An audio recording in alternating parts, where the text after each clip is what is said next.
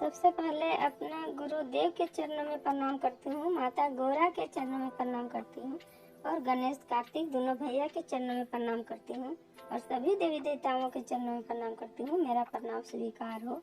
और जितना भी गुरु भाई और गुरु बहन है उन लोगों को भी चरणों में प्रणाम करती हूँ, मेरा प्रणाम स्वीकार हो। तो दोस्तों, आज हम फिर से एक चर्चा आप लोग के लिए लेके आए हैं। एक राजा का, बहुत बड़ा राजा थे। शुरू से अंत तक सुनिएगा दोस्तों। अच्छा लगेगा लाइक कर दीजिएगा, शेयर कर दीजिएगा, कमेंट में हर हर महादेव जरूर लिखिएगा दोस्तों। और अगर मेरा वीडियो में आप अगर नया आए हो तो पहले तो सब्सक्राइब कर दीजिएगा और बेल आइकन घंटी को प्रेस कर दीजिएगा दोस्तों, ताकि जो भी वीडियो हम बनाएंगे तो आपको पास जल्द से जल्द पहुंचेगा। तो हम अपना शुरू करने जा रहे हैं शिव चर्चा कथा। शुरू से सुनिएगा। एक राजा थे, बहुत बड़ा राजा, सबसे बड़ा राजा थे, पर उनका बच्चा नहीं था। बच्चा नहीं था तो उनका पत्नी कह रही थी कि हम लोग इतना सारा है, हम लोग को बच्चा नहीं चाहिए, भगवान हम लोग पर दया नहीं करते हैं, सबका बच्चा है, हम लोग का बच्चा नहीं है, हम लोग सब बांझन बांझन कह के सब सोचता होगा, बांझन कहता होगा, अच्छा नहीं लगता है। एगो हम लोग का भी बच्चा हो जाता तो बहुत अच्छा था, पर नहीं हो रहा था। वो राजा को धन संपत्ति तो खूब था, पर उनका घर बच्चा ही नहीं था। बहुत भगवान से प्रार्थना कर रहे थे, पर नहीं हो रहा था बच्चा। तो राजा बोले एक दिन, और रानी दोनों में बैठ के सोच रही थी कि इतना सारा धन और संपत्ति किसका लिए। तो एक दिन हम लोग बनाते हैं भोजन और सबको बुला के खिला देंगे, इतना धन संपत्ति क्या करेंगे, कोई तो खाएगा। तो वही किए उन लोग, बहुत सारा पकवान बनाए और अपना अड़ोसी पड़ोसी जितना था, जितना अगल बगल गांव भी था, सबको को बुला लिए। इतना बड़ा राजा थे, सबको को बुलाया और बुला के खिलाया। सबको खिला के अभी दक्षिणा दे दे के ही भेजे उन लोग को स्वागत करके। तो सब उन लोग को, गरीब आदमी जितना था, सब आशीर्वाद दिया कि हे भगवान, बेचारा इतना धन संपत्ति, एगो बेटी भी दे देते भगवान उनको, एगो बेटी भी दे देते। सबको इसी तरह बोल के जा रहा था। खाया तो उन लोग को आत्मा ठंडा हो गया, पूरा गरीब आदमी अमीर आदमी सब आया था। तो जितना गरीब तो नहीं जिसको मिल रहा था, इसका इतना बढ़िया खाना खाया उन लोग। तो उन लोग बहुत दिल से आशीर्वाद दिया कि हे भगवान, एगो बेटी भी दे देते हैं इसको कम से कम। ऐसे करके सब बोला। तो इनको इसी तरह से बहुत सारा आशीर्वाद मिल गया दोस्तों। कुछ दिन के बाद उनका पत्नी जो रानी थी गर्भवती हुई और 9वें महीना में एक बहुत सी सुंदर पुत्री आई, पैदा ली, बहुत बढ़िया पैदा ली। उसके बाद कुछ दिन हुआ और माँ मर गई।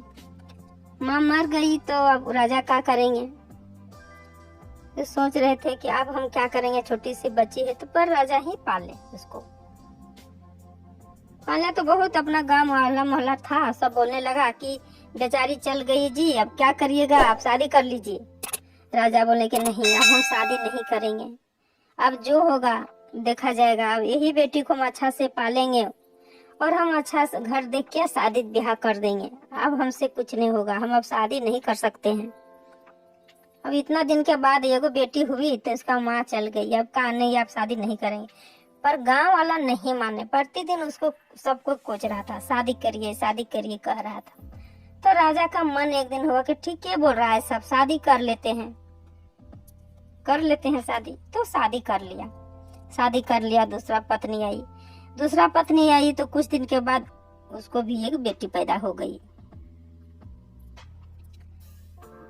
9वां महीने के बाद बेटी पैदा हो गई। अब बेटी पैदा हो गई तो जो सौतेली माँ थी वो ये वाली को बहुत परेशान करने लगी, सारा काम करवाने लगी और कहती थी कि तेरी माँ पैदा करके मेरा कपार में छोड़ के चल गई है, तू माँ के साथ मर कहने गई। तरह तरह का बात इसको बोल रही थी सौतेली माँ।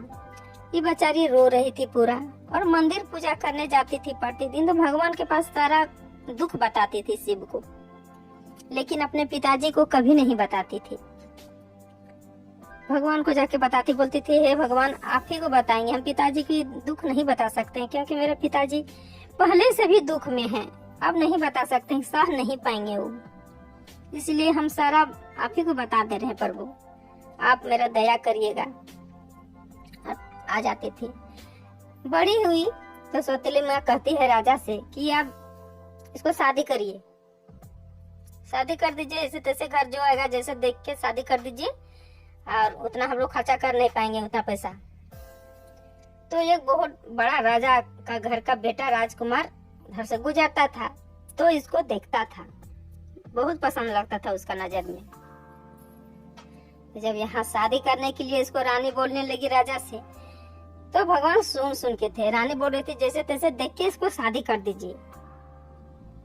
तो भगवान सुन के थे, और माता पार्वती तुरंत राजकुमार यहाँ सपना दिए भगवान कि जा बेटा, तुम जिसको चाहता है उसको शादी होने वाला है, जा रोको, उससे तुम शादी करेगा तुम रोको। वो उठ बैठा, बोला हमको सपना में आया कौन था भाई, अब वो लड़की को शादी हो रहा है, कौन लड़की जिससे हम पसंद करते हैं। वो दौड़ के आ गया, कम्बल ओढ़ के अपना चेहरा छुपा के आया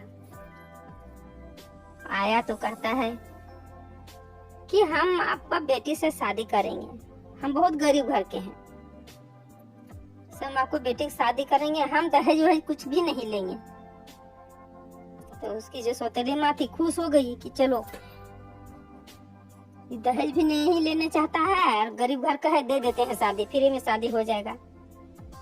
मुंह नहीं खोल नहीं रहा था, बोले नहीं मुंह नहीं खोलेंगे, ऐसो हमको गरीब घर का बहुत घाव हो गया है, अच्छा नहीं है तो हम चेहरा नहीं दिखाएंगे आप लोग को, हमको शादी दे दीजिए, हम आपको बेटी को हम ले जाएंगे कर। राजा बोले ठीक है तो शादी देंगे, तो ऐसे थोड़ी शादी होगा, इसमें दिखाया जाता है, आप लोग देखने आइए हम लोग देखने जाएंगे, से बारात आएगा तब तो शादी होगा ना।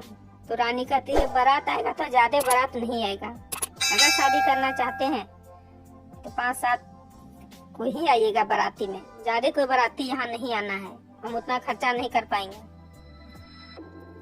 अभी राजकुमार सोच रहा है कि अब क्या करें, बाराती भी नहीं चाह रहा है, 5-7 को चाह रहा है, तो अब हम क्या करें। बोले ठीक है हम सोचते हैं।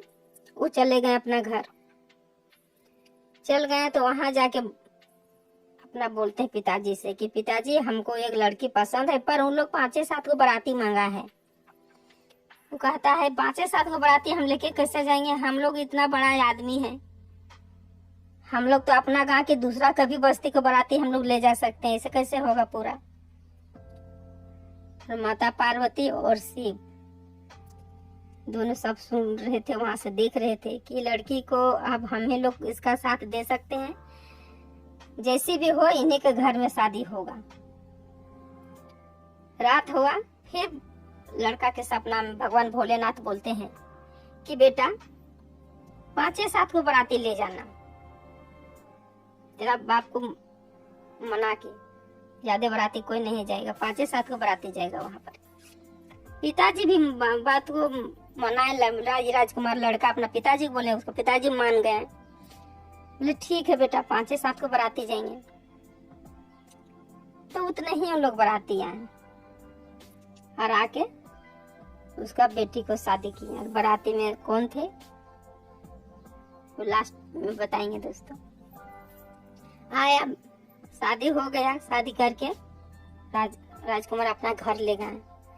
घर ले गए तो वहां जाके देखती है बेटी, इसका ये राजा का बेटी अपना ससुराल में, तो अपना मायके से भी मतलब भरा पूरा घर है, बहुत बड़ा राजा के घर। और ये राजकुमार खूब बढ़िया राजकुमार थे। तो जब शादी हो गया अपना घर में, खुशी जितना खुशी इसको यहाँ नहीं मिला था उससे कई गुना वहाँ खुशी मिलने लगा और खुशी से रहने लगी दोस्तों। और ये जो थी इसका जो सौतेली माँ थी, कभी भगवान को पूजती ही नहीं थी, कभी भगवान को नहीं मानती थी, कभी मंदिर नहीं जाती थी, और इसको इतना सता रही थी कि धीरे धीरे उसका घर वहाँ गरीब होने लगा। शादी होकर आई, धीरे धीरे उसका घर और गरीब होने लगा। जब तक ये थी तब तक सब कुछ ठीक चल रहा था। वो आ गई धीरे धीरे गरीब हो गया। अब गरीब हो गया तो इस सौतेली माँ अपना बेटी को सोच रही थी कि हम बहुत बड़ा घर में शादी देंगे, जिसको गरीब में देंगे और अपना बेटी को बड़ा घर में शादी देंगे, लेकिन नहीं हो पाया। वो अपना बेटे को लास्ट में शादी दी, पूरा गरीब घर में दी शादी, जिसके घर में कुछ नहीं था, क्योंकि कुछ देने नहीं सकती, करने नहीं सकती, सारा कुछ खत्म हो चुका था। दूसरा को दुख देने से सुख नहीं मिलता है। और वही चीज चाह रही, सोच रही थी हम अपना बेटी को सुख में रखेंगे और इस सौतेली को दुख में रखेंगे, ये दुख में रहेगी। नहीं चाह रही थी कि अच्छा घर जाएगी, अपना बेटी के चाहती थी कि ये अच्छा घर जाएगी, पर भगवान नहीं चलने दिए। सब उनका हाथ में है दोस्तों। भगवान सब उनका बाराती में ब्रह्मा विष्णु महेश सब गए थे, उन लोग 5-7 को मिल के, और वही सब जाके शादी उदी करवा के और उनका घर घुसा दिए बेटी जैसा। माँ पार्वती सब देख रही थी बच्ची के साथ कैसा हो रहा था। माँ माँ होती है, भले अपना माँ चली गई थी, लेकिन माँ उसको थी, माता पार्वती। भगवान शिव से मना के और उसको अच्छा घर में शादी दिलवा दी। तो दोस्तों आज का कथा मेरा यही रहता है। उम्मीद करती हूँ कि यह वाला कथा आप लोग को अच्छा लगा होगा। लाइक कर दीजिएगा और शेयर कर दीजिएगा दोस्तों, और कमेंट में हर हर महादेव जरूर लिखिएगा। तो सब मिलके बोलिए हर हर महादेव, माता पार्वती की जय।